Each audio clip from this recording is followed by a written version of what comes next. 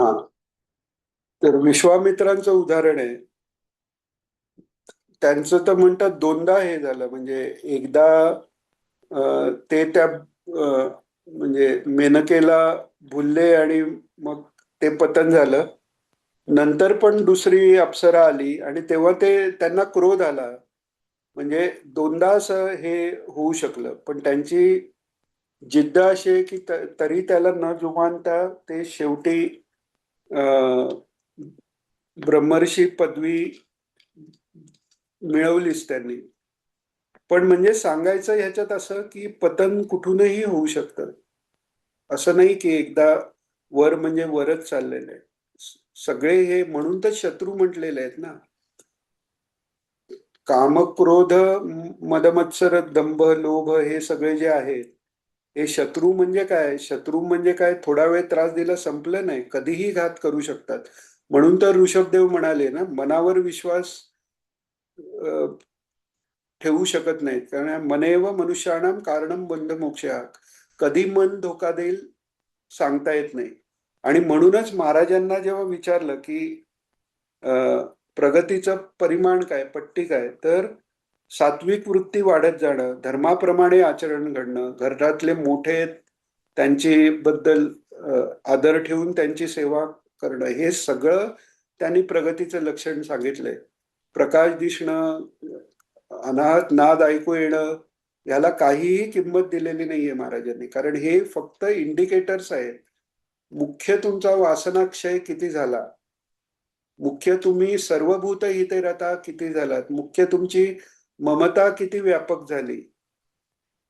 5 तास साधना होऊन मी माझं घर इथपर्यंत जर बुद्धी असेल, तर ममता जिथे व्यापक नाही झाली, तिथे तो साक्षात्कार म्हणजे हे विश्वची माझे घर ही, किंवा किंबहुना चराचर आपणची झाला, तिथपर्यंत कसं पोचणार? त्यामुळे साधना ही जेव्हा आपण बैठकीला बसतो तेवढीच साधना नाहीये. साधना म्हणजे आपण व्यवहारात कसं वागतो, आपली ममता कमी होते की नाही, सत्वगुण वाढतोय की नाही, हे पाहत राहणं हे आवश्यक आहे. मुख्य स्वरूपानुसंधान, पण ते होण्यासाठी महाराज सांगतात वाया की जे मनशोधन, सतत अनालिसिस पाहिजे. महाराज म्हणतात की आज आपण देवासारखं वागलो का असुरासारखं वागलो, हा विचार करून ते सगळं समर्पण करून झोपावं. याचा अर्थ फक्त झोपतानाच करावं असं नाही, कोणतंही वागताना तो चेक कायम तिथे रनिंग राहिलं पाहिजे. की अरे, आता अरे हे मला खावंसं वाटतंय, ही अन्नशुद्धी नाहीये तरी मी खातोय. तो विचार तरी राहिला, ते ट्रॅकिंग तरी राहिलं पाहिजे.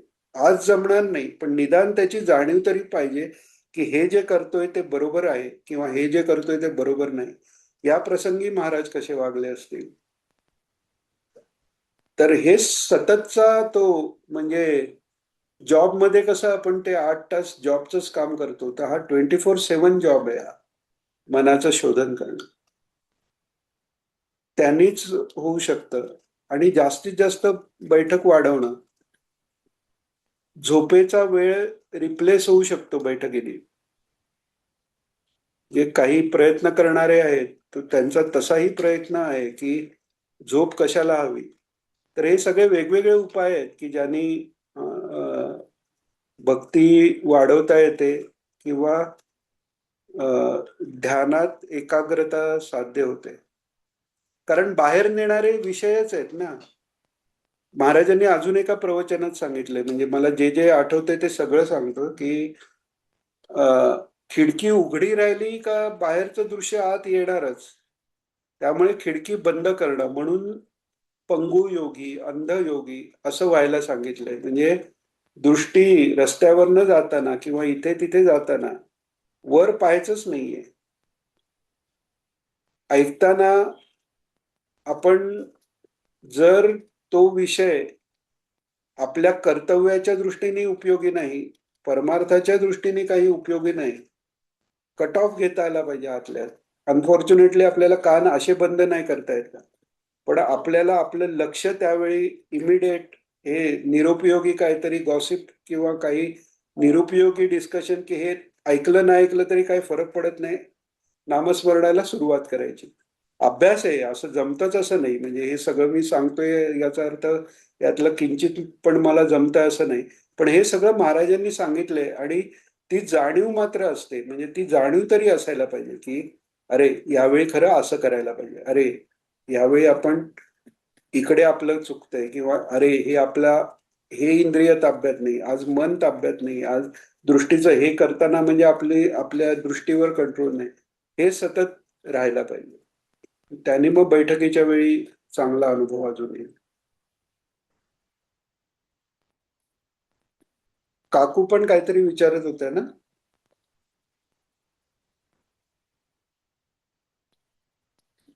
अच्छा, नसेल तर आता कोणाला काही अजून विचारायचं आहे?